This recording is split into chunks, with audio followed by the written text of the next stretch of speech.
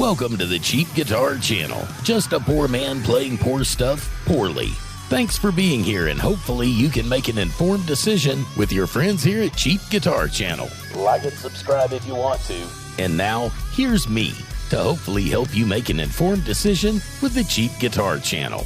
Back to the Cheap Guitar Channel and another cheap gear review. I'm Cody, and today, man, we're going to review cheap stuff for sure. It's the Behringer Vintage Tube Overdrive that we're reviewing today. And it does a really good job. Matter of fact, I've given away a few of them as presents when they were super cheap. They're still really, really cheap.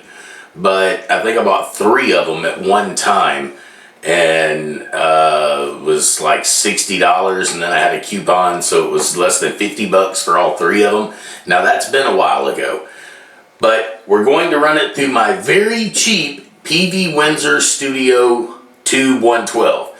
This amp is notorious for sounding like crap, and well, you can judge for yourself, but we're not going to focus on the amp, we're going to focus on the pedal. I am going to be playing it through my cheap Musi Telly, kind of a super Telly.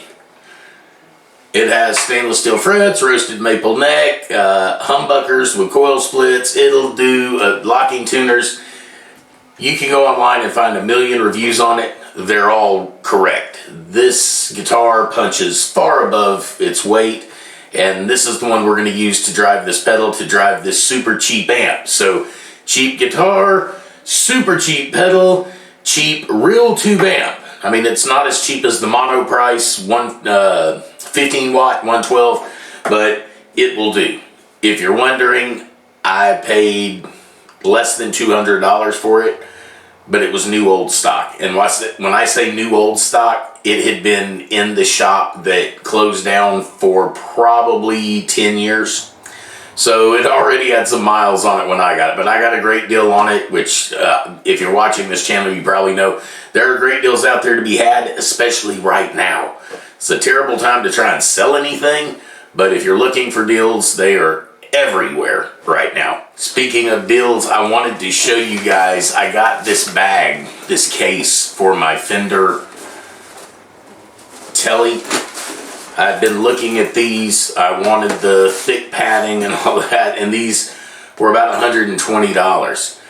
If you went through Fender to get them, $50 for a limited time. Man, I should have bought 5 of them. But I did get this bag for $50. Actually, less than $50 because I had a coupon for it. It's back up to $119 now. So deals are out there and are coming along. Okay, so we've now switched mics and cameras, so I'm sure everything would change.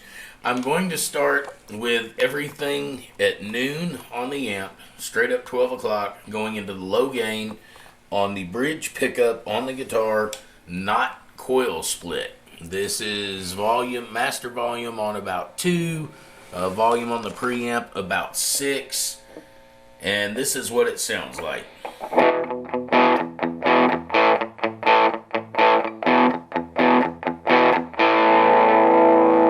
Again, that's bridge pickup. This is middle pickup, tone and volume wide open.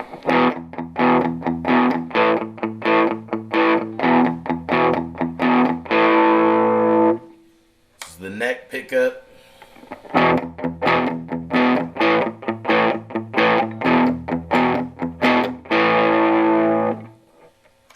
bridge pickup, coil tapped,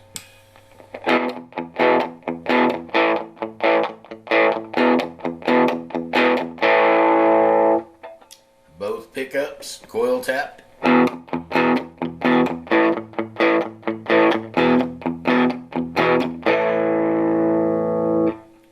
The neck pickup coil tapped.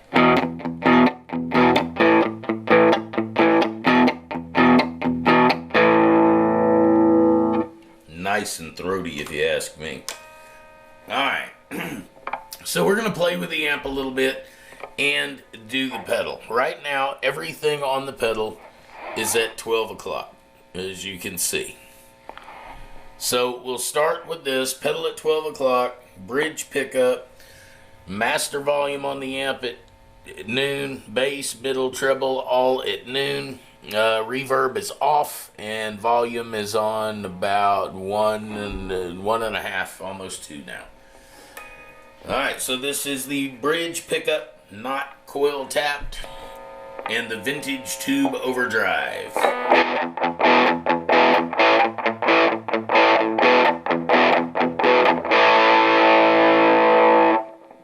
Middle position, not coil tap.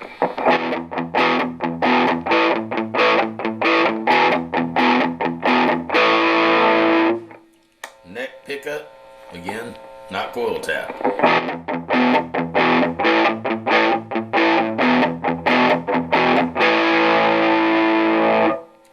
Same thing, coil tapped bridge.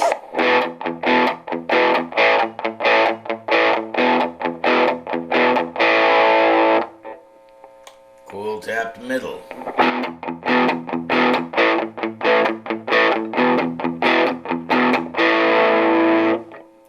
Coil tap neck.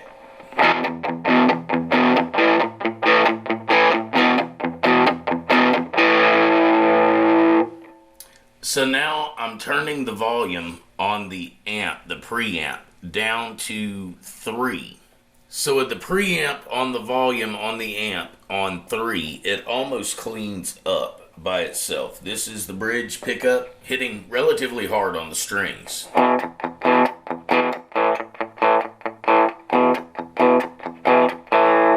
And if you coil tap it,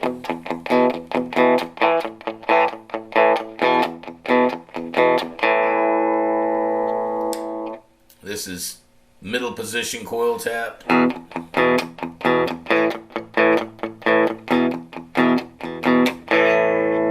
And neck.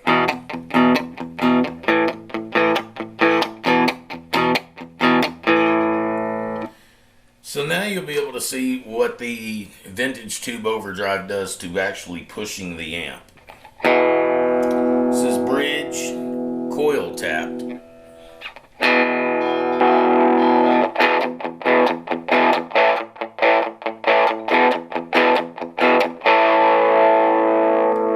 Middle position.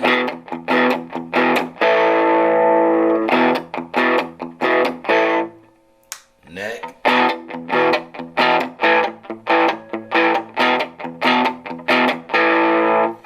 And again, even with it on, if you hit the strings lighter,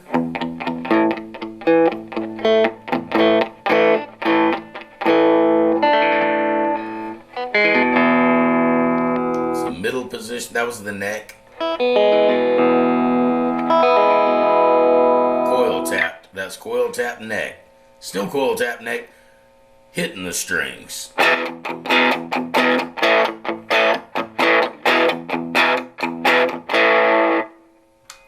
Bridge position, coil tap.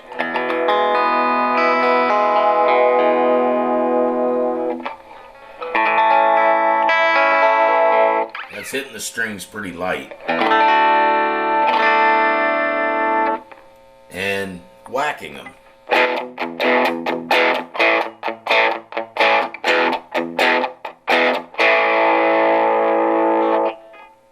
And no coil tap.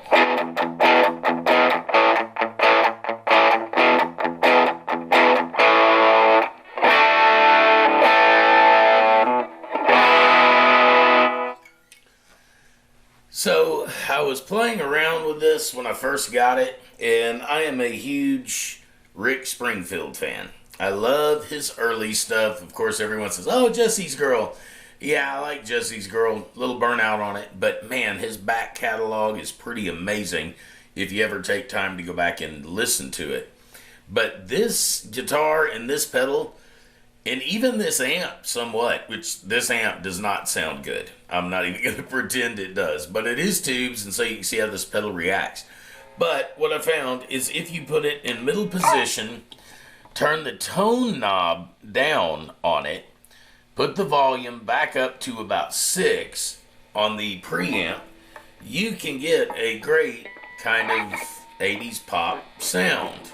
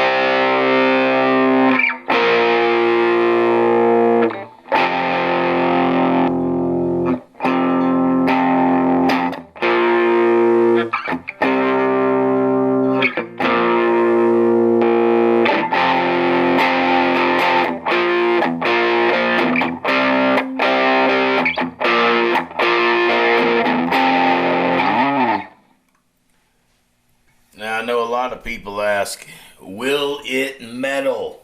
A lot of people want that metal sound.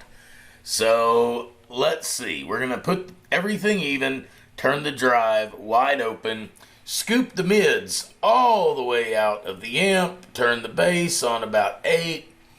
We'll leave the treble where it is because this amp is pretty hot.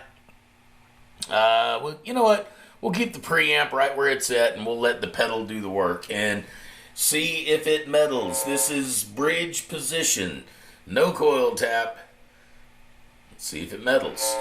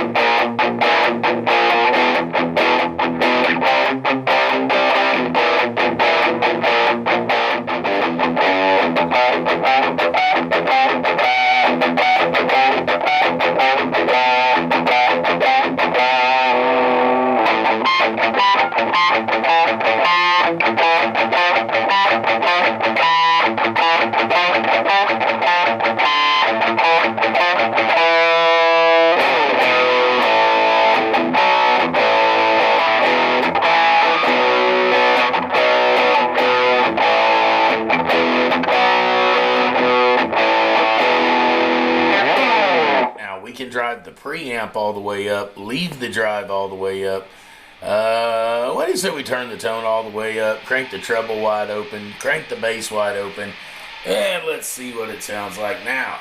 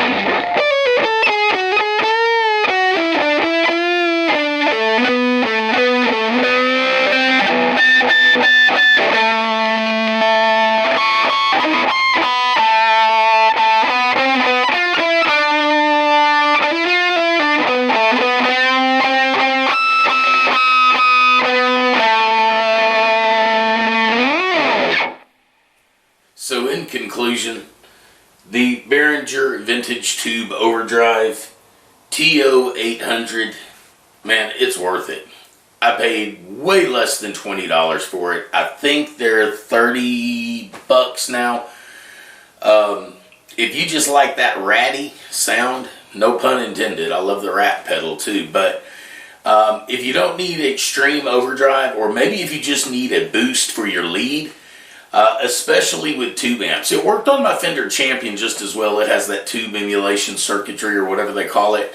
But the lighter you pick, the more it lightens up. It's very responsive. I guess that's the end game here, is it is a very responsive pedal. punches far, far, far above its weight. If you need a good distortion, a good overdrive, that's exactly what it is an overdrive. It's not a distortion, but it does push tube amps nicely. Again, this little guy sounds terrible. And even with this pedal, it still sounded terrible. But with this pedal sounding terrible, it sounded terrible better. Somehow.